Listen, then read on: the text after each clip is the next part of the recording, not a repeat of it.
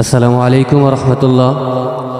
ইতিপূর্বের ভিডিওতে আমরা ফতুয়া বোর্ড কেন প্রতিষ্ঠা হয়েছে সে সম্পর্কে আমরা ফতুয়া বোর্ড এর চেয়ারম্যান মুস্তফা আল ফারুকি সাহেব দামাত বরকাতুহুম ওনার কাছ থেকে আমরা জানতে পেরেছি। এখন হুজুরের কাছে আমার প্রশ্ন, আমাদের দৈনন্দিন জীবনে অনেক ফতুয়ার প্রয়োজন হয়, মাসআলার প্রয়োজন হয়, তো ফতুয়া বোর্ড থেকে আমরা কিভাবে মাসআলা জানবো অথবা ফতুয়া জানবো, এটা আমার হুজুরের কাছে জানার এবং মুসলিম উম্মাহ যাতে জেনে এখান থেকে মাসআলা এন্ড ফতুয়া নিতে পারে, এই মাসআলা এবং ফতুয়া নেওয়ার পদ্ধতিটা হুজুরের কাছ থেকে জানতে চাচ্ছি। ধন্যবাদ আপনাকে, অত্যন্ত গুরুত্বপূর্ণ একটি প্রশ্ন করেছেন। আসলে আমাদের ফতোয়া বোর্ড থেকে ফতোয়া মানুষ কিভাবে সংগ্রহ করবে, সংগ্রহ করার পদ্ধতি হলো দুই রকমের, একটা হচ্ছে অনলাইনে, একটা হলো অফলাইনে। অনলাইনে ফতোয়া সংগ্রহ করার মাসআলা জানার প্ল্যাটফর্ম হলো আমাদের ফতোয়া বোর্ডের ফতোয়া বোর্ড নামের পেজ আছে।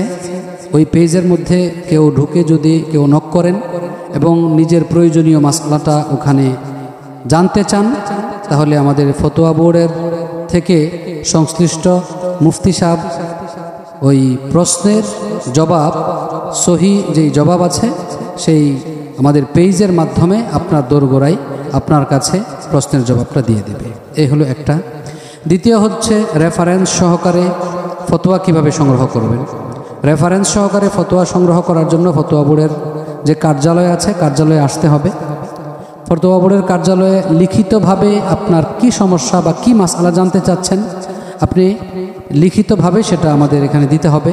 আমাদের এখানে দেবার পরে আমাদের মুফতি সাহেবরা এটা নিয়ে রিসার্চ করবেন এবং কিতাব থেকে শরঈ সমাধানটুকু বের করবেন।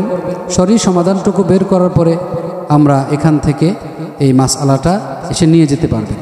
তবে মাসআলাটা নেবেন কিভাবে, নেওয়ার পদ্ধতি হলো, দেখা গেল অনেক দূর দূরান্ত থেকে প্রত্যেকটা জায়গায় আমাদের প্রতিনিধি আছে। বিশেষ করে যদি আমরা মেনশন করি, যেমন বানসারামপুর, ওইখানে আমাদের প্রতিনিধি রয়েছে। নরসিংদীর প্রত্যেকটা উপজেলায়, নরসিংদীর নির্বাচনী আসন 2, পলাশ নির্বাচনী আসন 3, শিবপুর নির্বাচনী আসন 4, বেলাব মনোহরদী নরসিংদী নির্বাচনী আসন 5, রায়পুরা, প্রত্যেকটা উপজেলায় আমাদের ফতোয়া বোর্ডের প্রতিনিধি আছে। সেই প্রতিনিধির কাছে আপনি যোগাযোগ করার মাধ্যমে ওনার কাছে দিলেই তিনি আমাদের সেই ফতোয়া বোর্ডে অনলাইনে পাঠিয়ে দিলে আমরা সেটা মাসআলা ওনার মাধ্যমে সহজেই আপনি মাসআলা পেয়ে যাবেন। আর প্রতিনিধি আমাদের ফতোয়া বোর্ডের যারা আছে, নতুন করে যদি কেউ প্রতিনিধি হতে চায়, ওনার জন্য কিছু করণীয় আছে।